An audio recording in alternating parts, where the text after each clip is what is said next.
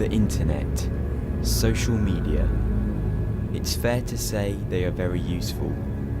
Whether it's connecting with family and friends from all across the world, or using it to research for a project, it plays a big part in our daily lives. But do you really know the full picture? The psychological effects, the data they know about you? Do you know the darker side?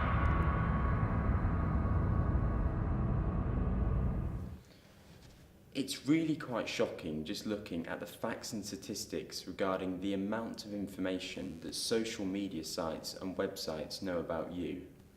When you sit down and just research into it, it's quite frankly mind-blowing.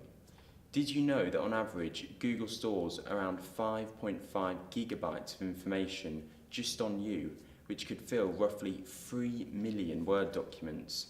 Not only that, but Facebook stores every message, file you've ever sent or been sent, and all the contacts on your phone. Essentially, some of your most personal data is in the hands of these tech giants, and we have very little control over this. But perhaps one of the most shocking dark sides of social media is the psychological effects that it can have on the mind.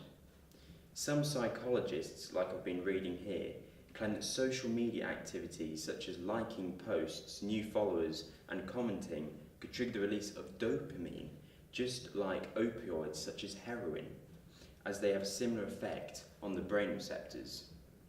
During the making of this documentary, I also learnt of the depression and anxiety that the online world and social media can cause to people. In fact, the University of Pennsylvania carried out a study to look at the mental health impact of social media, and here was the conclusion of their findings. Here's the bottom line, said study author Melissa G. Hunt in a statement. Using less social media than you normally would leads to significant decreases in both depression and loneliness. These effects are particularly pronounced for folks who were more depressed when they came into the study.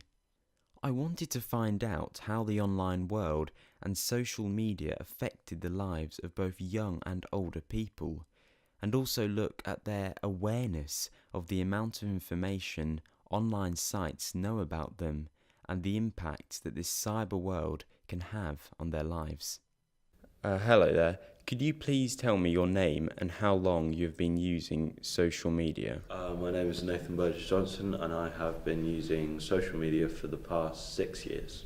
My name is Talitha Engeldale, and I've been using social media for about 4 years. My name's Catherine Bunker, and I've actually only been using social media for about 2.5 years. So you've said you've spent about 6 years on social media. What makes it so appealing to use?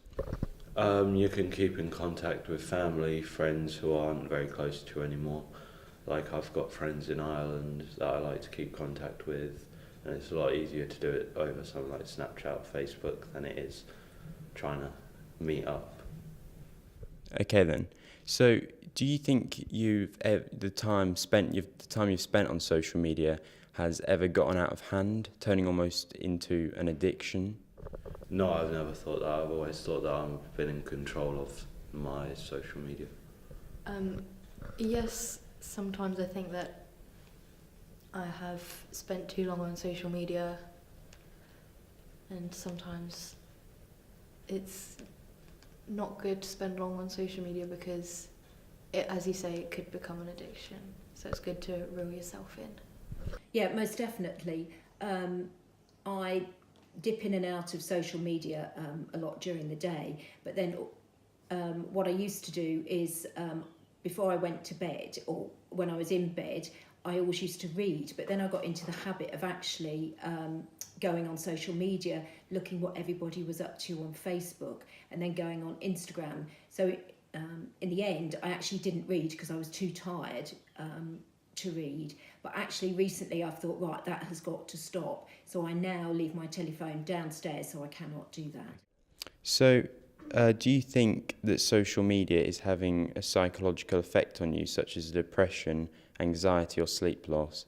Yeah, sometimes, because I mean, with Instagram mainly, there's all these photoshopped people and models and everything. Yeah. And you just end up feeling worse about yourself. I think it could with some people, but I don't feel that with me, and I don't really think that it's social media's fault. Most definitely with sleep. I found that when I was using it before I went to sleep, I wasn't having a very good night's sleep. And since I've stopped doing that, my sleep has most definitely improved. Most definitely. And also I think you get a bit anxious about what everybody's doing, what they think that you're doing, and things like that. And I don't actually post on social media. I just more actually read it and like to know what's going on. Do you think you're aware of the amount of information social media sites and websites like Facebook and Google know about you? If I was to tell you that Google stores around 5 gigabytes of data just on you, which could fill roughly 3 million Word documents, would that shock you? Or social media sites like Facebook store every message or file you've ever sent or been sent, and all the contacts on your phone. Would this shock you?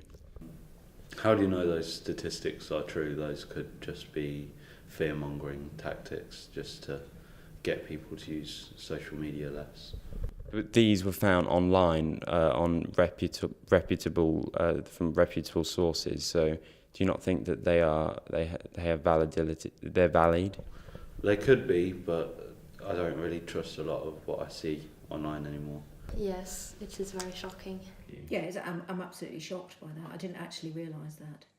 So, as you have discovered during making this documentary, although online sites like social media and search engines like Google, which I'm using right now, may be a great place to chat with friends and complete research for assignments, there is also a darker side that we should be very much aware of.